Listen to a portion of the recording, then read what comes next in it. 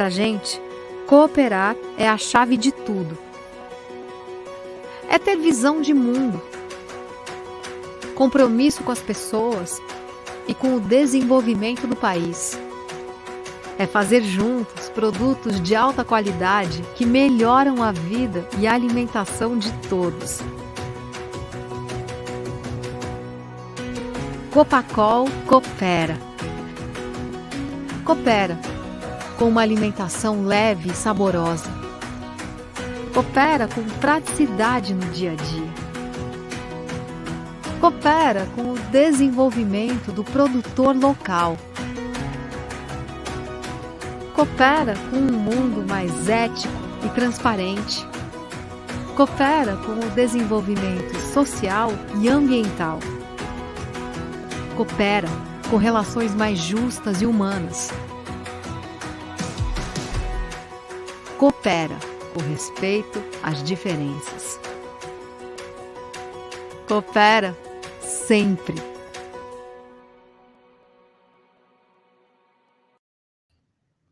Boa noite a todos os participantes da nossa live. Meu nome é Douglas da Silva, sou gerente da integração de aves da Copacol e hoje estamos aqui para realizar essa live. Sejam todos bem-vindos.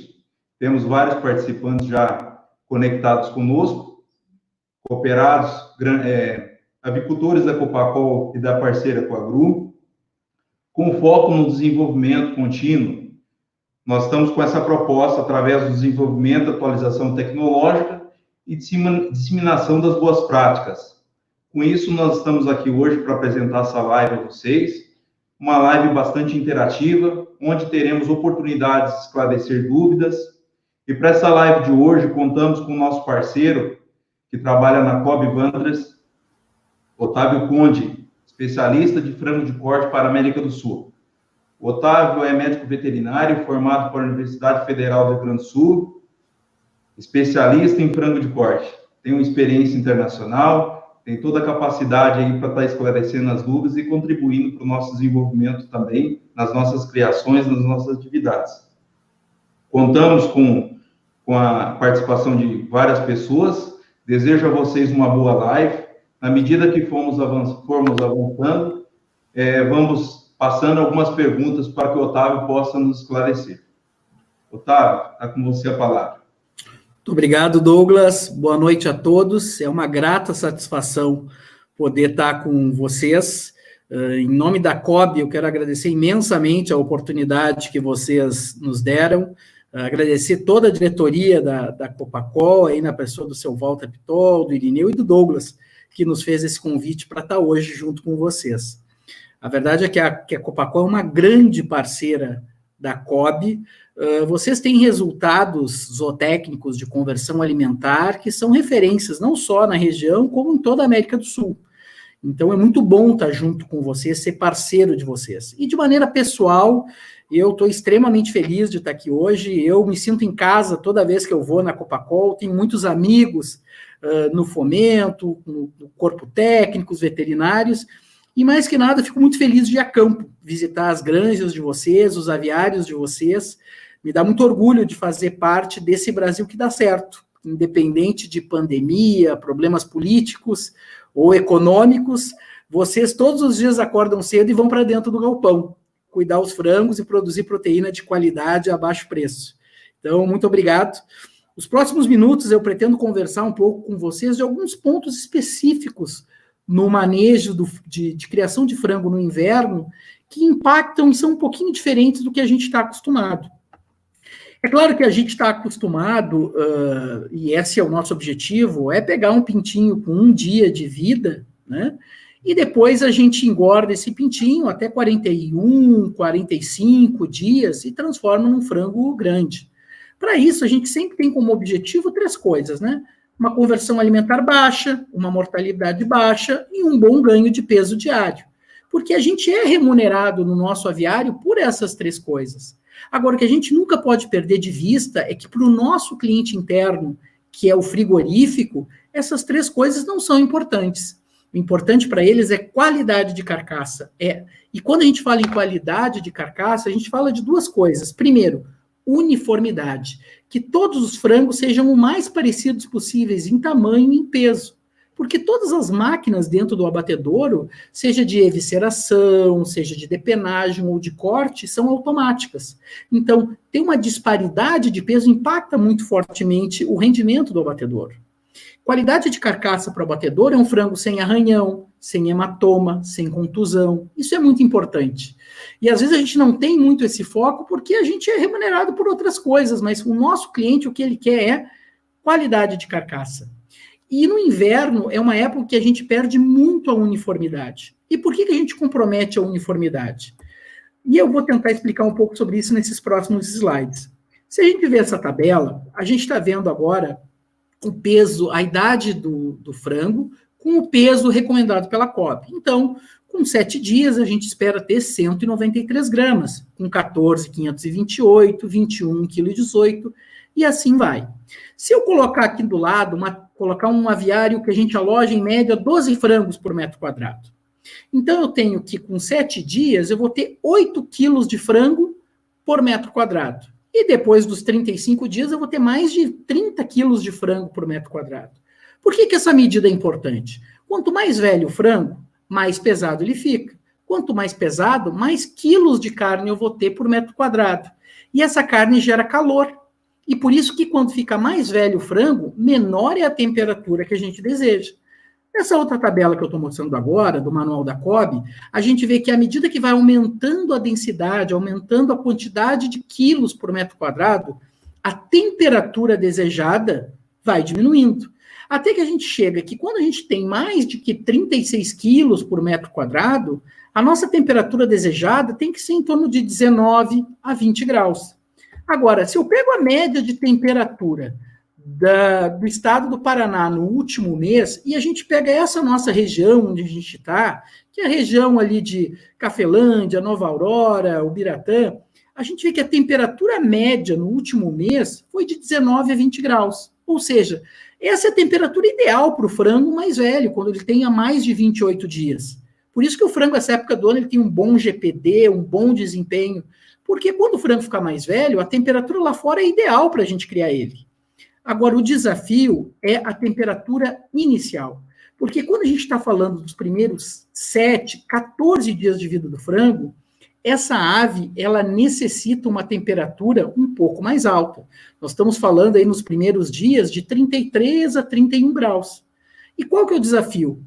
Se a gente pega nessa tabela agora que eu vou mostrar para vocês, as temperaturas máximas e mínimas históricas dos últimos 10 anos do estado do Paraná, a gente vê que nessa época do ano que a gente está agora, junho, julho, agosto, o forte do inverno, nós temos temperaturas médias, máximas, de 16, 18 graus. E temperaturas médias mínimas abaixo de 10 graus. Ou seja, o que nos facilita quando o frango está mais velho, o inverno, nos dificulta muito, porque a gente tem que garantir essa correta temperatura. Porque se a gente não der essa temperatura, a gente vai ter problema de desuniformidade. É claro que são muitos pontos para a gente poder abordar, não é simples, nós temos que cuidar da hidratação, da alimentação, da temperatura, ventilação, iluminação, cama e biosseguridade. Aqui a biosseguridade está em destaque porque ela é sempre importante, independente da época do ano. Não adianta ter um frango de qualidade se a gente não tem, se o frango não é livre de enfermidades. Mas especificamente hoje nós vamos falar de 2 pontos que são mais difíceis no manejo de inverno e que tem um impacto muito forte na uniformidade. É a questão da temperatura e ventilação. E nós vamos ver como esses 2 pontos impactam diretamente na questão da uniformidade. Primeiro eu quero mostrar para vocês uma situação real que acontece muito no inverno. A gente já viu, essa é a tabela de peso da COB. Do lado, a gente tem um percentual de ganho que cada frango tem que ter. Por exemplo, com 7 dias, o frango tem que ganhar 4,6 vezes o peso de chegada. Com 14, ele tem que ganhar 2,74 vezes o peso de 7 dias. O que acontece muitas vezes no inverno é essa situação que eu vou mostrar para vocês, que está em verde. Com 7, com 14 dias, como eu tenho dificuldade de aquecer esse galpão, esse pintinho não tem um peso bom de 7 e não tem um peso bom de 14, fica abaixo.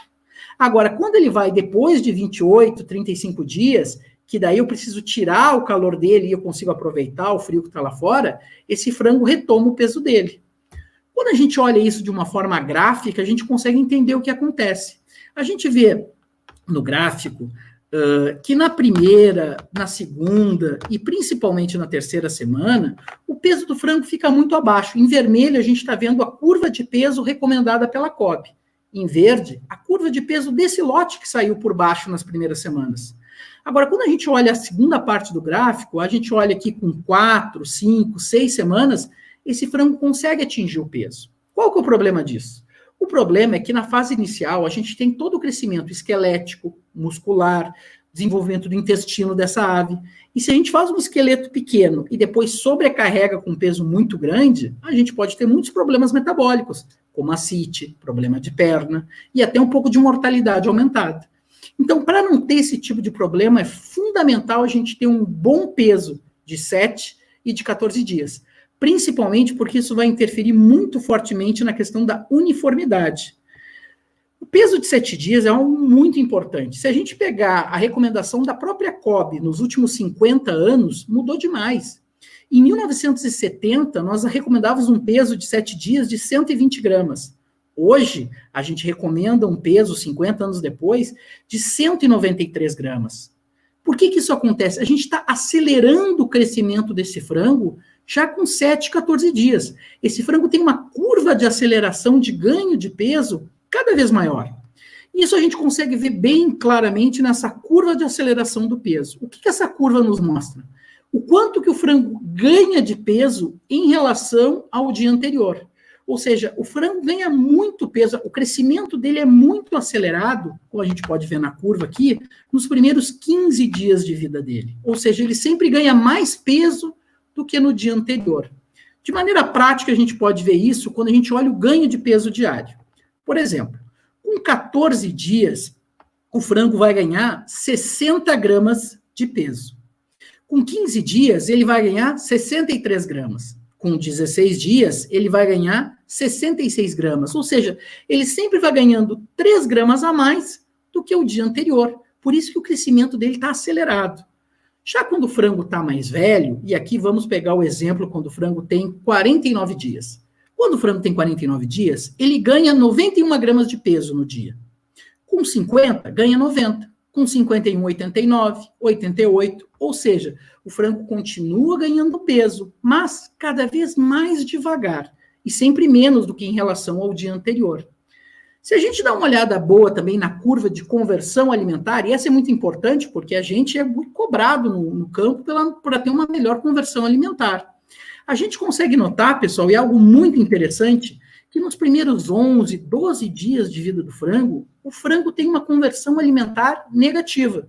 É isso mesmo, uma conversão alimentar negativa. Ou seja, o frango ganha mais peso do que ele come de alimento. E por que isso acontece? Porque nos primeiros dias de vida do frango, existe uma multiplicação celular muito grande para crescimento dos órgãos como o intestino, o esqueleto, os músculos. E a gente sabe que a ave é composta basicamente 70% por água. Então, o frango acaba ganhando muito peso, porque o consumo de água é muito importante durante toda a vida, mas ainda mais no início da vida do frango. Agora, quando a gente cruza esses dois gráficos, pessoal, a gente vê a importância de ganhar peso com 7 dias. Por quê? Com 7, com 14 dias, eu tenho uma aceleração de ganho muito grande e eu tenho uma conversão alimentar que é muito baixa. Ou seja, eu posso aproveitar para ganhar muito peso gastando quase nada de alimento. E a gente não pode perder essa oportunidade. E no inverno ela fica mais difícil. Por quê? Porque a gente tem que aquecer essas aves. Se isso não ocorre, a gente vai ter um impacto direto na uniformidade. E como que isso ocorre? Vamos olhar aqui nesse gráfico agora, é uma curva de dispersão de peso. Ou seja, com 7 dias, a gente foi lá num galpão e pesou um por um dos pintinhos. A gente viu que o peso médio foi de 182 gramas. Não é um peso assim ruim. Agora, o coeficiente de variação foi muito alto, foi 13,8. O que significa isso? Significa que, apesar da média de peso ser 182 gramas, 14% das aves que a gente pesou estavam acima de 200 gramas, que é um excelente peso. Agora, o problema é que 12% das aves que a gente pesou estavam abaixo de 145 gramas. E aqui é que reside o problema. Essas aves que não conseguem a temperatura adequada com 7 dias, elas vão crescer menos, elas vão ter maior desuniformidade, são as aves que vão ter problema de ascite, são as aves que lá na frente podem se arranhar, porque elas ficam muito pequenas, as outras maiores podem arranhar ela. Então, é isso aqui que a gente tem que tentar diminuir. Vou dar um outro exemplo para vocês. Esse é um aviário com aquecimento de forno. Esse aviário, a gente fez um experimento, ele tinha 9 dias. Com 9 dias, a gente tomou a temperatura no primeiro box, o box que fica na frente do forno. E a temperatura da cama foi de 30,9 graus, com 9 dias. Já no último box desse galpão, o mais distante do forno, a temperatura da cama foi de 26 graus.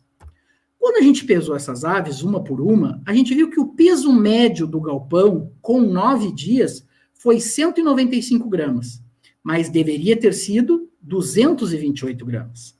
Agora, os pintinhos que a gente pesou na frente do forno, que estavam no box exatamente à frente do forno, esses tinham 200 gramas. Nos boxes intermediários, pesaram 194. Agora, os pintinhos que estavam no último box, mais distante do forno, pesaram 187 gramas somente. E isso por quê? Porque no momento da pesagem, a temperatura da cama no box de 200 gramas era 30 graus. E no outro box, que estava mais frio, 26 graus a temperatura da cama. E aqui é muito importante, e aqui é que reside a diferença. Quando a gente avaliou toda a curva de peso desse lote, a gente viu um número muito parecido com aquele outro experimento que eu mostrei para vocês. A gente viu que tinha um grupo de 14% das aves que já tinham mais de 215 gramas com 9 dias, ou seja, o peso adequado para a idade. Agora, o problema é que a gente tinha também 12% de aves que com 9 dias tinham menos de 130 gramas. E aqui é o problema. E por que isso acontece, pessoal? Porque a gente não tem a correta temperatura da cama. A temperatura mais importante para o pintinho nos primeiros 7 dias, nos primeiros 14 dias, é a temperatura da cama. A gente espera que a temperatura da cama, no momento do alojamento, e eu estou falando temperatura da cama, pessoal, esteja entre 33 e 32 graus centígrados. Muitas vezes, para conseguir atingir essa temperatura da cama, lá no sensor do painel, a gente tem que colocar do controlador 34, 35, 36 graus de temperatura. Por quê? Lembrem-se que o nosso controlador do aviário mede a temperatura do ar. E não, a temperatura do ar nem sempre é a mesma temperatura da cama. Segunda coisa que é muito importante para conseguir essa temperatura é o pré-aquecimento do galpão. Muita gente vê isso como um custo, mas na verdade o pré-aquecimento do galpão é um investimento. O ideal é que a gente deixe de 24 a 48 horas antes da chegada do pintinho o forno ligado, para dar tempo de aquecer todo o ar do galpão, esse ar aquecer as cortinas, aquecer o forro e depois aquecer a cama. A gente fez um experimento na COB há alguns anos, muito interessante, e a gente consegue ver essa correlação direta aqui, ó, pessoal. Quanto mais fria foi a temperatura da cama no alojamento, pior foi a conversão alimentar e pior foi o ganho de peso diário. Ou seja, a temperatura correta da cama na recepção impacta até no GPD final do lote. E isso acontece por quê? Porque esse pintinho fica nessa cama mais fria e ele perde temperatura. Aqui eu vou mostrar para vocês agora, pessoal, uma foto de uma câmera termográfica. O que essa câmera nos mostra? Essa câmera ela tira foto do calor do aviário. Então, onde tiver mais azul, mais escuro, mais preto, está mais frio. Onde tiver mais amarelo, laranja, vermelho, está mais quente. A gente vê que a gente tem uma porção na metade do galpão que está fria, que é essa região número 1, e uma região número 2 que está mais quentinha. Quando a gente avalia a pata desses pintinhos, também com uma foto com a câmera termográfica, a gente vê que o pintinho que estava na região número 1, que é a primeira foto, ele está com a patinha fria. Ou seja, ele está comendo alimento, e em vez de transformar em ração, perdão, ele está comendo a ração, e em vez de transformar isso em carne, ele está transformando, ele está usando isso para se aquecer. Já o pintinho que está na parte número 2, essa parte que está quentinha da cama, como a gente pode ver aqui, esse pintinho, ele vai ter um bom desempenho. Por quê? A patinha dele está quente. Ou seja, a cama está aquecendo ele. E todo o alimento que ele come, ele gasta só para poder ganhar peso. É muito fácil da gente conseguir ver se o pintinho está em conforto térmico ou não. Com Com um termômetro simples, desse que a gente tira a febre, a gente pode tirar a temperatura cloacal das aves, colocando o termômetro na cloaca do pintinho. Olha esse pintinho que estava com a patinha fria, que estava na zona fria, ele tinha uma temperatura de 38,8 graus. Estava frio para ele. O pintinho que estava na parte quente da cama tinha uma temperatura de 40,1 graus. Agora, pessoal, é muito importante isso. A temperatura correta interna dos pintinhos, nos primeiros 7 dias, tem que estar entre 40 e 40,6 graus. Dependendo da temperatura, o pintinho vai estar em conforto ou não. Isso a gente consegue ver também sem ter um termômetro, só pelo próprio comportamento da ave. Sempre que a temperatura corporal da ave estiver entre 40 e 40,6 graus, o pintinho vai estar nessa zona verde aqui que a gente está vendo. Vai estar em conforto térmico. Ele vai estar desenvolvendo 5 comportamentos dele. Quais são os 5 comportamentos? Quando o pintinho está bem, ele vai estar dormindo, correndo, jogando, bebendo, comendo. Vai estar os 5 comportamentos. À medida que essa temperatura corporal dele vai baixando, esse pintinho vai se amontoando, dormindo. E esse pintinho é o pintinho que no dia seguinte, quando a gente recolhe a mortalidade, ele está com a canelinha seca, porque ele ficou amontoado e não pôde beber água, ou está em volta do olho roxo, ou está em volta do biquinho dele, está roxo, porque ele ficou dormindo, ele sentiu muito frio a noite inteira. Olha que interessante isso, quando a gente pegou um grupo de aves com 3 dias de vida. Essas aves tinham 3 dias. No mesmo galpão, tinha uma ave que com 3 dias tinha 101 gramas, e outra que tinha 57. Por quê? Porque ficou numa parte fria do galpão. Essa ave que tinha 101 gramas, olha só, ela tinha 2,5 voltas de intestino, com 3 dias. Já o pintinho, que só tinha 57 gramas, só tinha 2 voltas de intestino. É por isso que o pintinho mais pesado, com 7 dias, tem melhor GPD. Porque ele tem maior peso. Por ter maior peso, o intestino dele vai ser maior. E com o intestino maior, ele tem mais superfície de absorção. Ele consegue ganhar mais peso comendo a mesma quantidade de alimento.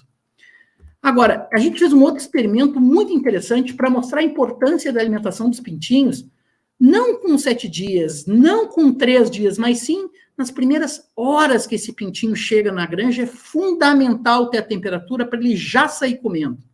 A gente fez um experimento onde a gente dividiu os pintinhos em 4 grupos. Um grupo comeu e bebeu água à vontade. O outro grupo comeu, mas não bebeu. O outro bebeu e não comeu. E o último grupo a gente não deu ração nem alimento. E depois de 16 horas, só 16 horas, a gente foi avaliar esses pintinhos. Olha que interessante, o pintinho que comeu e bebeu, ele está redondinho, ele parece uma bolinha. É isso que a gente quer. O pintinho que só comeu, ele está meio alongado. E o mais importante é a gente ver o papinho. Olha o pintinho que comeu e bebeu, olha como o papo dele está proeminente. Quando a gente pega nesse papinho, para estar bom, o papinho tem que estar igual uma massa de modelar. Não pode estar muito mole, cheio de água, e não pode estar muito duro, que o pintinho não tenha bebido água. A ave que comeu e não bebeu, ela também ficou meio alongada, ela não está aquele aspecto redondinho. E a que não comeu e não bebeu, essa realmente ficou bem magra, bem alongada. Agora, olha esse que é o mais interessante. No primeiro dia de vida dessas aves, elas tinham todas praticamente o mesmo peso, em torno de 45 a 46 gramas. 16 horas depois, olha só, pessoal, nem é um dia depois, é só 16 horas depois, a gente foi avaliar, e olha que interessante, a ave que não bebeu e que não comeu nada, perdeu 3 gramas. E o intestino dela, quando a gente fez a necrópsia, tinha 8 gramas de peso. Agora, a ave que chegou e já comeu e bebeu, em apenas 16 horas, ela ganhou 15 gramas. Ou seja, ela ganhou 33% de peso em apenas 16 horas. E o intestino dela pesava 16 gramas, ou seja, 1/4 do peso da ave era só o intestino, mostrando que o intestino cresce muito nas primeiras horas. Otávio, qual que é a expectativa de consumo de ração que eu tenho que esperar aí para as primeiras 24 horas de vida do frango? Consumo de ração e água dentro dos parâmetros que você está assim. Que interessante a tua pergunta, muito obrigado. A gente realmente espera que essa ave vai estar comendo em torno de 15 a 20 gramas de alimento já nas primeiras 24 horas.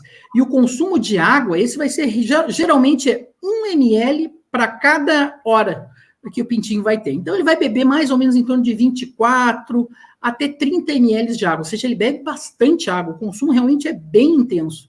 Isso é um ponto muito interessante que tu abordou, Douglas, porque muitas vezes é difícil da gente medir a ração. mas é fácil a gente medir, às vezes, com um bom hidrômetro, com uma sensibilidade boa, o consumo de água que a gente está tendo. Como parâmetro prático, Otávio, quantas aves eu posso aferir para ver se o comportamento de consumo está ok ou não? Muito obrigado pela pergunta, Douglas. Isso é muito interessante. O ideal, pessoal, é que a gente pegue um grupo de aves em cada ponto do galpão. Pelo menos de 100 a 150 aves, mas divididas em vários grupos. Ou seja, eu faço um cercadinho no primeiro box e pego um grupo de aves, faço um cercadinho no segundo box e peço outro grupo de aves, e o ideal é a gente avaliar o papinho delas, ou seja, pegar no papo e ver se o papo está cheio. A nossa expectativa é que 24 horas depois do alojamento, 95% das aves já estejam com o papo cheio, que já tenham consumido água e já tenham consumido ração. Agora, para isso acontecer, a gente tem que ter a correta temperatura. E o que a gente usa para aquecer os nossos galpões hoje são os fornos.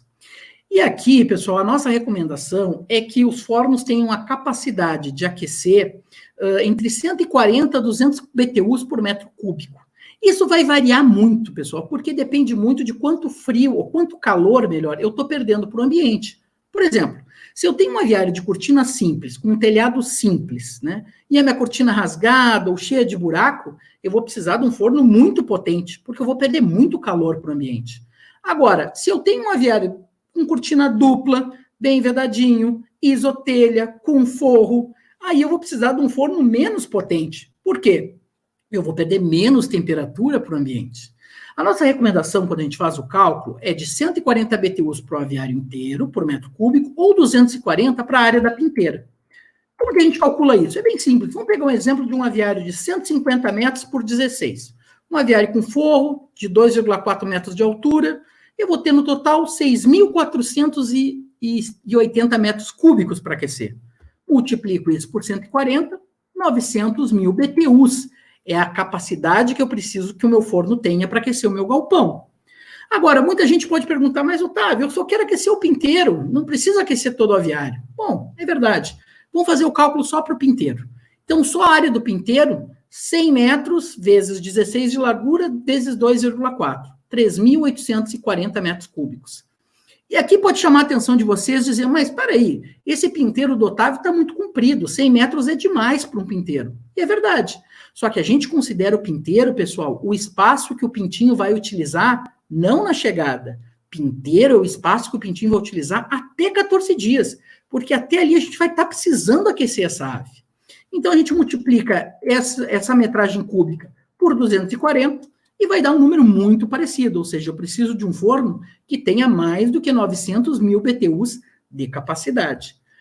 Vocês conseguem ver isso no forno de vocês, olhando na plaquinha que tem do lado do forno, com a especificação, ou perguntando direto para o fabricante do forno de vocês. Agora, se vocês não têm esse número, se o forno é um pouquinho mais velho, não tem problema. Se a gente medir a temperatura externa do ar que está entrando no forno, a temperatura do ar que está saindo do forno, a velocidade com o anemômetro do ar saindo desse forno, dentro do galpão, e o diâmetro do cano de saída, a gente consegue predizer, pessoal, qual que é a capacidade do forno.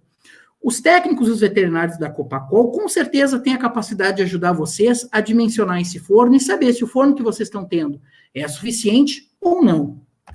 Agora, o forno, ele também não tem milagre. Para ele funcionar bem, é fundamental ter uma boa limpeza e uma boa manutenção desse forno.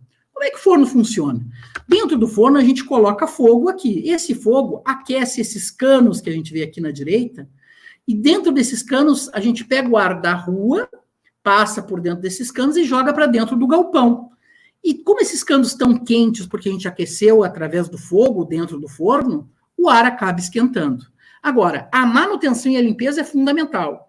A gente tem que limpar o cinzeiro todos os dias. Por quê? Porque o cinzeiro acumula cinzas e as cinzas são isolante térmico, não deixa passar o calor. Outra coisa, sempre que o forno estiver desligado, a gente tem que limpar essa parte de baixo, que é a grelha, porque é pela grelha que entra o oxigênio para gerar o fogo. E talvez, pessoal, o mais importante de tudo é limpar essa fuligem que fica nos canos aqui em cima. Olha que interessante esse experimento que a gente fez dentro de um galpão.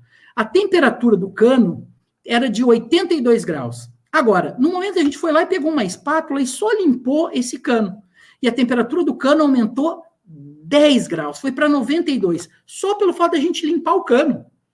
Ou seja, a gente limpou o cano, esquentou mais, e com a mesma quantidade de lenha, ou com o mesmo fogo que está sendo gerado, a gente vai aquecer mais esse galpão, porque a gente está aquecendo mais esses canos. Por isso a limpeza desse tipo de equipamento é fundamental, pessoal.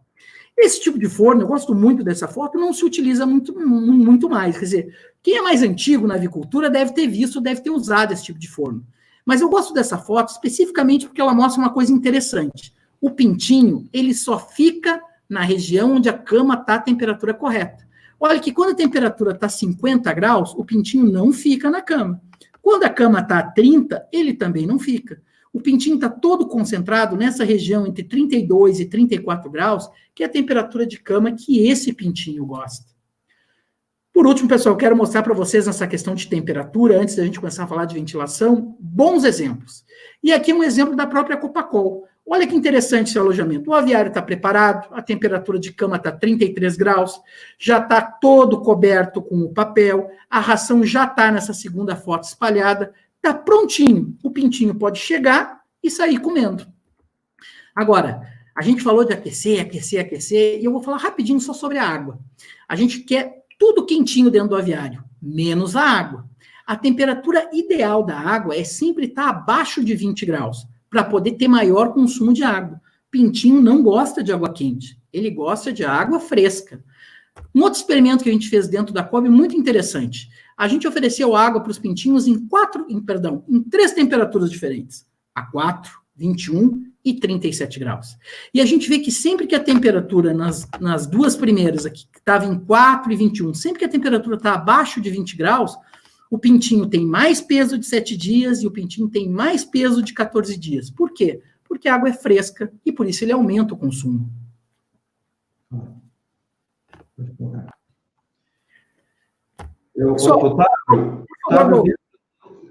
Falando de água, surgiu uma pergunta bastante oportuna, feita pelo Henrique Costa. Obrigado pela participação. Com relação à cloração de água, o Henrique fez o seguinte questionamento. Supondo que nós temos um lote com 3 dias de vida, 3 dias de idade. A cloração, com a alta dose de cloro ou uma menor dose de cloro do que é recomendada, que problemas podem acarretar para as aves? Excelente pergunta, Henrique. Muito obrigado. Henrique, tem total razão. A gente sabe que a água é o principal ingrediente de crescimento do frango nos primeiros dias de vida. Então, o frango vai consumir muito mais água nos primeiros dias. Se a gente tiver conforto térmico, o frango vai consumir de 2,1 vezes o que ele consumir de ração. Ou seja, ele consome o dobro de água do que consome de ração.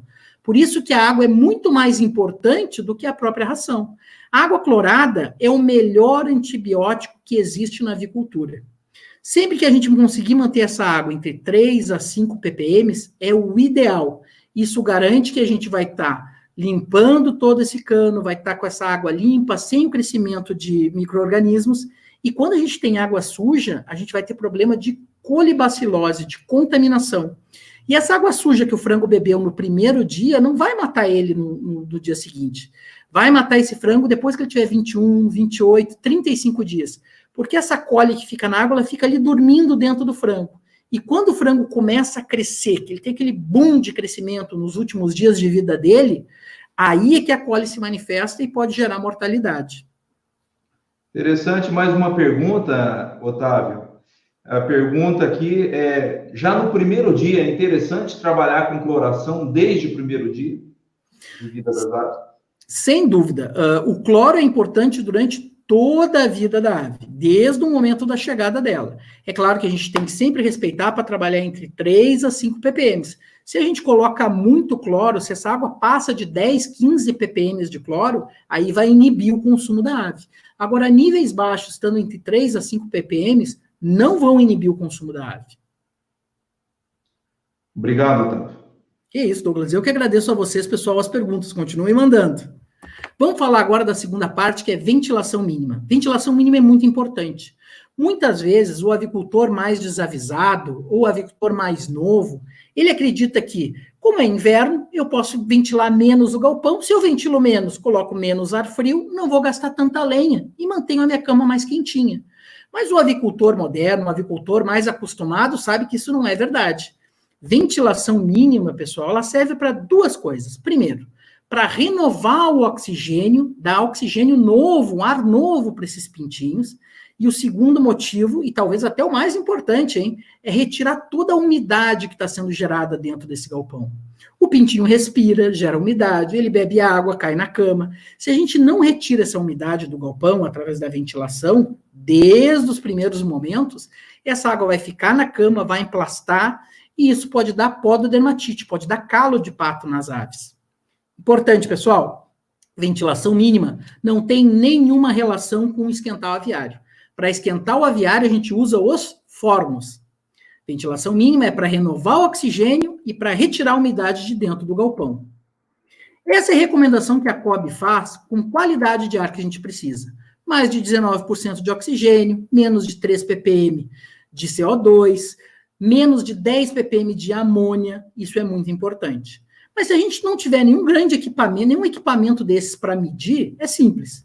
Entrando dentro do galpão e vendo essa situação que eu estou mostrando na foto agora para vocês, onde a gente vê, pessoal, pintinhos amontoados, dormindo, o nariz da gente arde, o olho da gente dói, a gente não consegue enxergar o fundo do galpão, é porque a ventilação está muito ruim, ou seja, não preciso de nenhum equipamento para saber que eu preciso ventilar, eu preciso renovar o oxigênio dentro desse aviário.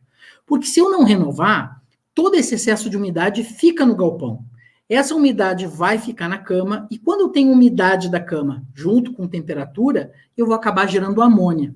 Olha essa foto desse aviário, pessoal.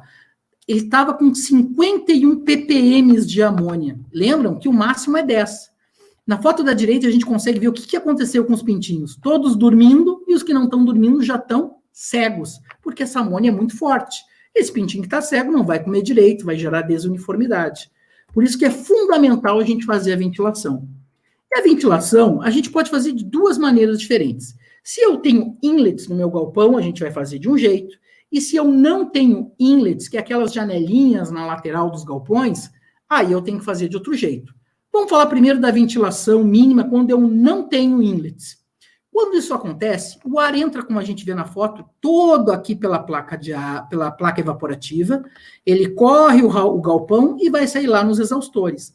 Ou seja, a fonte de entrada de ar nesse meu galpão, de ar novo, é pela placa evaporativa. Agora, esse ar entra frio, né, pessoal? E eu não quero que esse ar frio entre em contato direto com o pintinho, porque senão vai esfriar o pintinho, vai esfriar a cama. E eu não quero vento, o pintinho não pode ter vento. A gente preconiza que não tenha mais do que 0,3 metros por segundo de velocidade de vento na ave na primeira semana. Por isso é importante a gente utilizar esse truquezinho aqui, ó. Utilizar a cortina dupla, pessoal. Como é que funciona? A gente coloca 2 cortinas na entrada e 2 cortinas no final do pinteiro. Sendo que aqui na entrada, a primeira cortina está presa em cima e solta embaixo. A outra cortina está presa embaixo e solta em cima. Dessa maneira, a gente obriga o ar frio a entrar pela parte de cima do galpão, onde está mais quentinho. E na hora de sair, a cortina de saída, a que está aberta, é a de baixo. Por quê? O ar frio está onde? O ar frio é mais pesado. Então, ele corre por baixo, porque ele tem mais umidade. Quando a gente renova o ar que vai sair primeiro é esse ar mais frio. Obrigado pela participação aqui da produtora Lenir Fábio. A pergunta foi a seguinte: num ciclo de 5 minutos, quanto tempo eu devo deixar ligado o exaustor? Ô, dona Lenir, muito obrigado pela pergunta. Que coisa interessante, hein? Esse é um ponto muito interessante. A gente tem que renovar a quantidade, no ciclo de 5 minutos, a gente vai ter um tempo de ligado e um tempo de desligado. Nesse tempo que está ligado, dona Lenir, a gente tem que garantir que nesse tempo eu vou conseguir renovar todo o ar do meu pinteiro. É claro, se a senhora tem um exaustor mais potente, né, um exaustor de 54, 57 polegadas, a senhora pode deixar menos tempo ligado. Se a senhora tiver um exaustor menos potente, um exaustor de 48, 50 polegadas, talvez tenha que deixar mais tempo ligado, ou se não, ligar 2 exaustores na ventilação mínima. Por que 2 exaustores? Para que a gente fique menos tempo ligado possível esfriando esse galpão. É difícil dizer esse número, dona Lenir, porque a gente tem que conhecer a metragem do galpão. Mas uma boa conta de padeiro é a seguinte, ó. A gente pode partir de uns 60 segundos ligado para uns 240 desligados. E a partir daí começar a olhar a movimentação e o comportamento das aves. Se esse tempo o ar ainda está pesado, tem que aumentar um pouquinho, ir para 70, ir para 80 de ligado, e vai diminuindo o tempo de desligado. Mas isso vai depender muito também da qualidade da sua cama. Se a cama estiver seca, não vai ter problema. Se a cama estiver úmida, gerando um pouco de amônia, eu tenho que forçar um pouquinho mais a ventilação. Por quê? Porque eu tenho que retirar, além da umidade, esse excesso de amônia. Nesse caso, a gente tem que aumentar a ventilação mínima, fazer com que ela fique mais tempo ligada no on. Seguindo aqui, pessoal, nessa questão do pinteiro, e também para tentar ajudar nessa questão muito interessante que a dona Lenir perguntou, da renovação de ar, a cortina dupla ajuda muito por isso também. Aqui a gente vê um aviário que tem uma cortina simples. A gente vê na foto que muito do calor do pinteiro é uma cortina simples. Está sendo perdido para aquecer toda essa parte do galpão onde não tem pintinho. Agora, olha essa segunda foto agora, onde a gente vai mostrar um aviário com a dupla cortina na entrada. Essa primeira cortina, marcada com o número 1, é a cortina de fora. A cortina marcada agora aqui com o número 2 é a cortina do pinteiro. Trabalhando com a dupla cortina, o que acontece? A gente obriga todo o ar frio a entrar por baixo, e para ele poder entrar dentro do pinteiro, ele vai ter que entrar aqui por cima, ó. E aqui por cima ele vai encontrar o ar quente. E o importante, esse ar quente que está dentro do meu pinteiro, eu não vou perder ele. Por quê? Porque essa primeira cortina está presa em cima. Então esse ar não vai embora, ele vai ficar aqui, fazendo um pré-aquecimento desse ar que vai entrar para dentro do galpão. Respondendo também a sua pergunta, dona Lenir, muito interessante, a gente também, o tempo de ligado e desligado, por exemplo, num aviário que não tem inlet, ele vai depender do lugar onde a gente coloca o pinteiro. A gente sempre recomenda colocar o pinteiro logo depois que termina a placa evaporativa. E alguém pode perguntar, mas para aí, Otávio, essa não é a parte mais fria do galpão, perto da placa evaporativa? Sim, é a parte mais fria do galpão. Mas a gente tem que lembrar que o ar novo, num aviário que não tem inlet, ele entra sempre pela placa evaporativa. E eu tenho que fazer esse ar entrar pela placa e ir até o final do pinteiro. Se eu coloco o meu pinteiro muito longe da placa evaporativa, o que acontece? Eu tenho que deixar muito tempo ligado ao exaustor, porque o ar tem que correr daqui da entrada até o final do pinteiro. Por isso que um pinteiro mais perto da placa evaporativa nos facilita. Pessoal, sempre utilizando a dupla cortina. Olha aqui na foto, ó, tá perto da placa, mas a primeira cortina depois que acabou a placa e depois a segunda cortina ainda. Uma pergunta bem importante aqui da Jennifer. Até quantos dias devemos aquecer os pintainhos? Até quantos dias? E aproveitando a pergunta, também agradecer a participação do Sandro, nosso colaborador dentro da indústria, supervisor de abate. Ele questiona a respeito de como pode afetar, o mau aquecimento pode afetar a qualidade das aves no frigorífico, além da queda da desuniformidade das aves. Então, duas perguntas aí, Otávio. A primeira, da Jennifer, até quantos dias devemos aquecer? E a segunda, a relação da falha do aquecimento na qualidade do frango para a indústria. Jennifer, muitas vezes quando me fazem essa pergunta, o pessoal se surpreende com a resposta. A resposta é simples. A gente tem que aquecer os pintinhos até o último dia de vida deles, se precisarem. Por exemplo, se a gente está num galpão lá na Argentina, ou num galpão lá no Canadá, onde é frio o ano inteiro, onde está nevando lá fora, a temperatura desejada, por exemplo, para um frango velho, acima de 42 dias, é 17 graus. Se a temperatura lá fora tiver 0, eu vou ter que aquecer esse galpão. É claro que isso não ocorre na nossa realidade, porque a gente mora num país tropical, vocês aí estão numa região do Paraná em que não é frio o ano inteiro, que as temperaturas não chegam a ser tão baixas, mas a resposta seria, a gente tem que aquecer essa ave sempre que a temperatura estiver abaixo do que a temperatura que ela necessita. É claro que na prática as aves precisam de uma temperatura maior até os 21 dias. Então, o ideal é que a gente conseguisse manter essas aves aquecidas ou manter o nosso forno ligado pelo menos até os 21 dias. E se não der, entre ali os 17 e 21 dias. Agora, respondendo a pergunta do Sandro, né?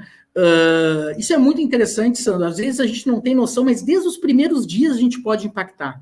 Essa desuniformidade, Sandro, causa aves pequenas e aves grandes. Essas aves pequenas, quando vão ficando mais velhas, elas vão competir pelo comedouro junto com as outras aves maiores. A gente tem que lembrar que a gente não tem um prato para cada ave. A gente não tem um nípel, um bico de nípel para cada ave.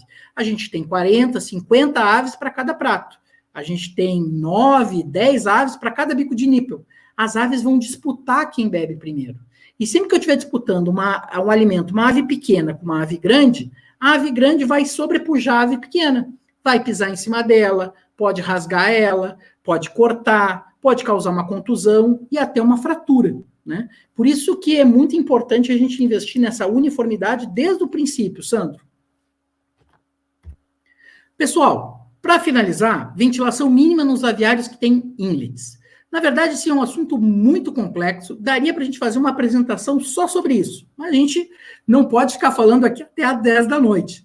Então, eu só vou falar como é que a tecnologia funciona um pouquinho para vocês. E a grande vantagem de utilizar inlet para fazer a ventilação mínima.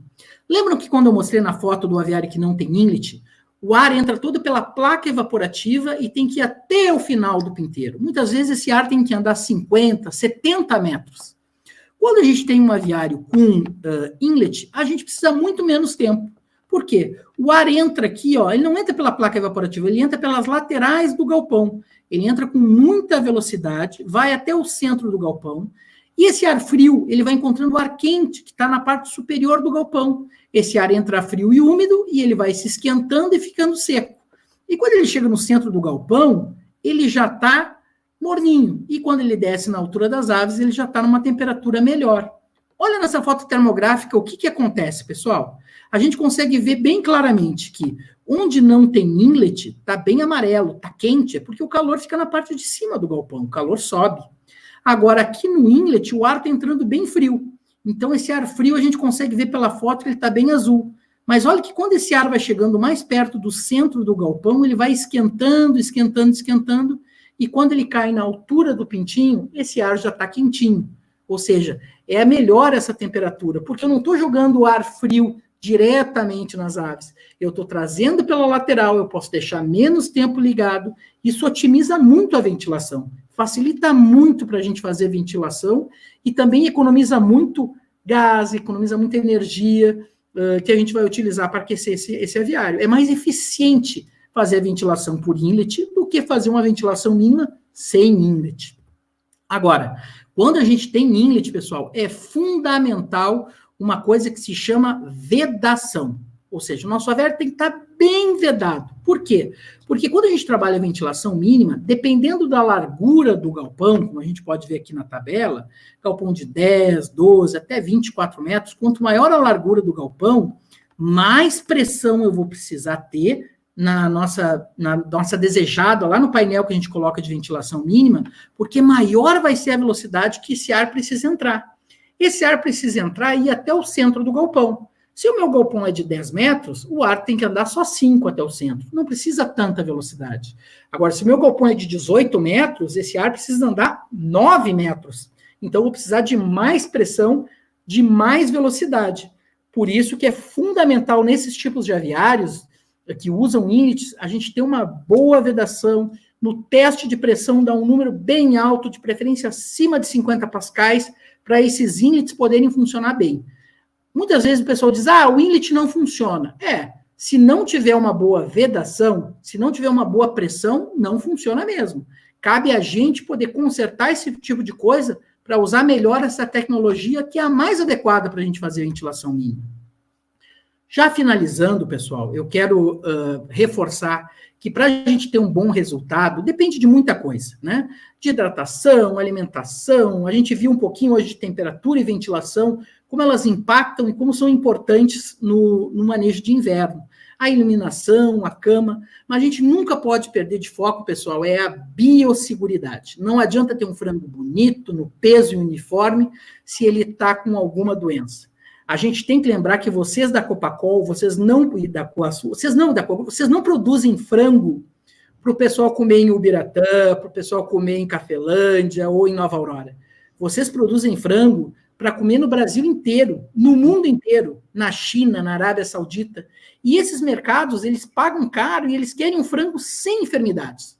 Então, a biosseguridade é fundamental. A gente pode errar em tudo, menos na biosseguridade.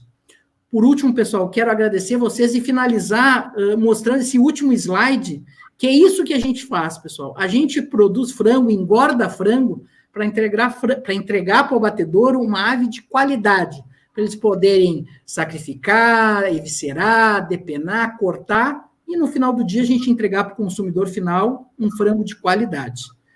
Douglas, muito obrigado pelo tempo, e, cara, eu sigo à disposição de vocês para responder qualquer outra pergunta. Tá certo. Bacana, Otávio. Agradecer a participação aqui do Alex Adicola, nosso avicultor de Rancho Alegre. Ele faz o seguinte questionamento: com relação, às vezes eu tenho dificuldade de aquecimento nesse período de adversidade climática, pode ser que eu encontre gases e poeira dentro do galpão. O que é menos prejudicial? Como que eu conduzo isso de uma forma equilibrada, Otávio? Que pergunta interessante, hein? É claro que assim, às vezes a gente se incomoda muito com a poeira e tudo isso. Mas os gases, se eu tiver que escolher entre os dois, eu aumento a minha ventilação mínima para tirar os gases. Os gases são muito piores do que realmente a poeira. Porque os gases que se formam dentro do galpão são principalmente amônia. E a amônia é muito nociva. A amônia, mesmo em quantidades baixas, de 20, 25 ppm, ela não deixa a traqueia do frango funcionar direito. Na traqueia do frango tem uma série de pelinhos que a gente chama de cílios. Esses pelinhos estão sempre se mexendo para poder tirar a sujeira que entra no ar. Se o ar está com muita poeira, tudo isso, esses cílios trabalham e tiram a poeira, não deixam o frango respirar ela. Agora, se tiver muita amônia, esses cílios ficam parados, eles não conseguem se mexer. E tudo quanto é sujeira, tudo quanto é doença, bactéria, vai conseguir entrar dentro do trato respiratório dessa ave. Portanto, sempre que tiver gás, tem que ventilar, não tem outro jeito. Ah, Otávio, toda vez que ventilar eu vou jogar ar frio? Vai. É por isso que a gente tem que ter um bom forno para poder nos ajudar no inverno. Legal. A Bruna Florentino, ela faz o questionamento da seguinte questão: eu faço o arraçoamento no papel. É melhor que eu faça ele numa lâmina de ração no papel e deixo constante para as aves comer, ou faço isso em porções menores com a frequência maior? Bruna, o ideal é fazer como eu mostrei naquela foto que é de vocês da Copacol, ou seja, o ideal é que a ração esteja o mais espalhada possível e numa quantidade pequena. O ideal é que a gente consiga repor o máximo de vezes possível. Por quê? Só o fato da gente estar caminhando no papel, o fato da gente estar jogando o alimento no papel, esse barulhinho que dá, estimula as aves. Já deve ter notado, Bruno, que quando o pintinho caminha em cima do papel faz um barulhinho. Esse barulhinho acorda os outros pintinhos e estimula todo o aviário a consumir ração. Portanto, o melhor é sempre ser quantidades pequenas de ração e bem espalhadas por todo o papel. Outra Bruna aqui participando conosco, a Bruna que é de Nova Aurora, avicultora também, ela faz o seguinte questionamento: até quantos dias eu posso usar o inlet? Bruna, excelente pergunta. A gente usa o inlet até o último dia de vida da ave. Quando que a gente utiliza o inlet? Em duas situações. A ventilação mínima é o mínimo de oxigênio que eu preciso dar para essas aves, né? Que elas não podem ficar sem isso. Então, sempre que a temperatura lá fora tiver menor do que a temperatura dentro do galpão, eu vou trabalhar com ventilação mínima. Depois, se o teu aviário permitir, se tu tiver quantidade suficiente de inlets, na ventilação de transição, tu também pode utilizar esse inlet. Ou seja, qual que é a ventilação de transição? É quando eu jogo um grande volume de ar através dos inlets, né, sem grande velocidade. Isso a gente consegue fazer essa ventilação de transição enquanto a temperatura estiver até 2 graus, 2,5 graus em cima da temperatura desejada. Ou seja, eu vou trabalhando com essa temperatura de transição. Vou pegando esse ar que está mais frio lá fora e jogando dentro do galpão. No momento que a temperatura do meu galpão ultrapassa os 2,5, 3 graus acima da minha temperatura desejada, bom, aí não dá mais para usar inlet, eu tenho que entrar em ventilação tipo túnel, para poder retirar esse excesso de calor, Bruna. Bem, uma pergunta bem alinhada com esses últimos questionamentos, o seu Luiz Antônio Colasso, de Jesuítas. Ele pergunta, hoje os frangos estão com 40 dias e passando frio no galpão, enleirados. O que fazer? Ô, seu Luiz, que pergunta interessante, hein? Realmente isso acontece. O ideal seria que a gente fizesse o quê, né, seu Luiz? O ideal seria que a gente pudesse ligar o forno e aquecer. Só que não dá mais para ligar, a gente já tirou todos os canos, não tem como ligar esse cano.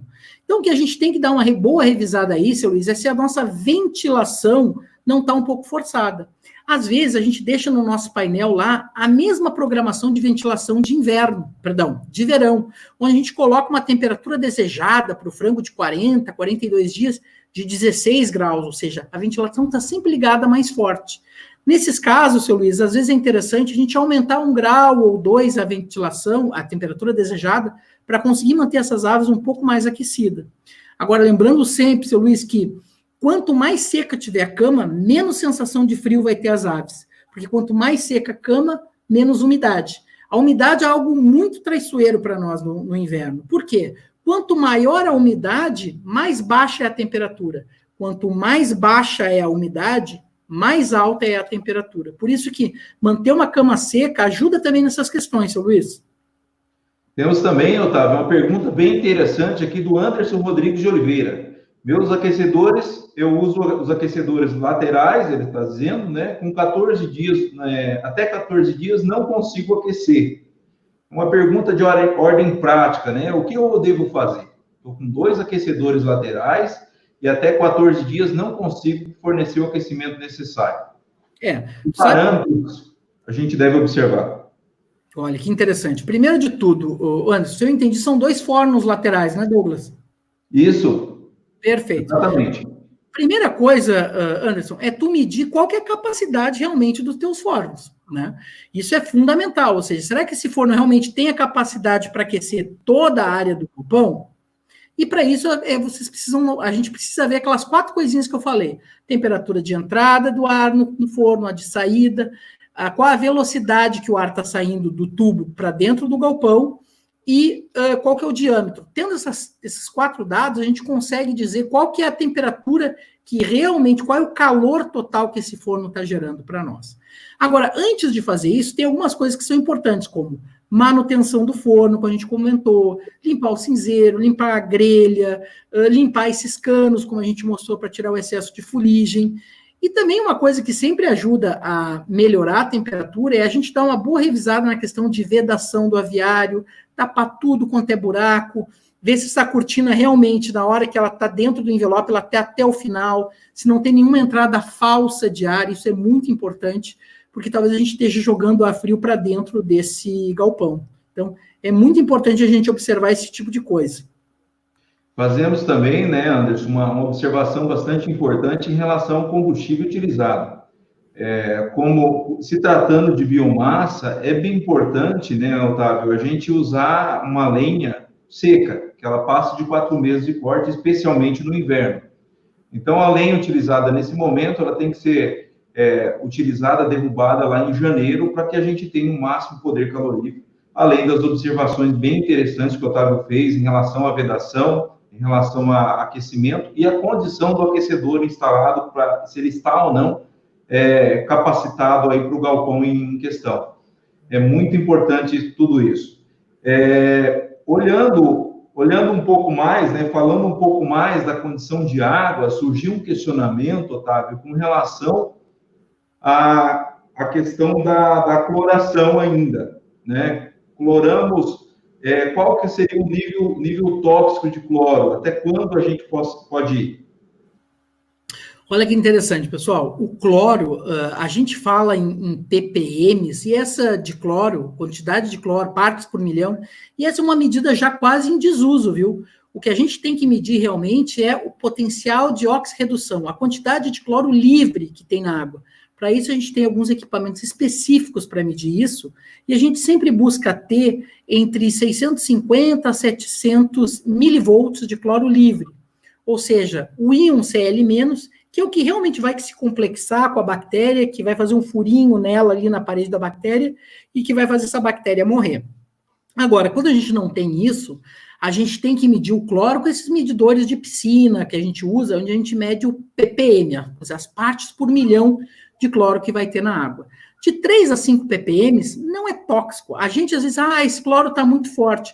Às vezes o cloro realmente está forte, pessoal, porque lembrem que o cloro ele volatiliza. Quando a gente coloca o cloro, ou quando a gente levanta a caixa d'água, a gente diz, meu Deus, olha que cheiro forte de cloro. Por quê? Porque ali fica concentrado o gás cloro, o CL2, ou seja, ele está subindo. Agora, na água que o pintinho bebe, não vai ter mais isso, ou seja, isso não vai diminuir o consumo de água do frango. Agora, se a gente passar de níveis de 10, 15 ppm, já vai começar o frango a não querer beber água. Níveis tóxicos são acima de 20, 25 ppm. Mas quando o cloro estiver tão alto, o pintinho nem bebe água. O cheiro fica tão forte, o pintinho sente o gosto e ele nem bebe essa água. Uma pergunta também, nós temos mais 3 questionamentos em relação a pH de água, Otávio. Qual seria o pH ideal? Como é que a gente entende o pH de água interferindo na qualidade? Olha que pergunta interessante. Muito interessante, porque em algumas regiões aí do Paraná, a gente tem o que a gente chama de água muito dura.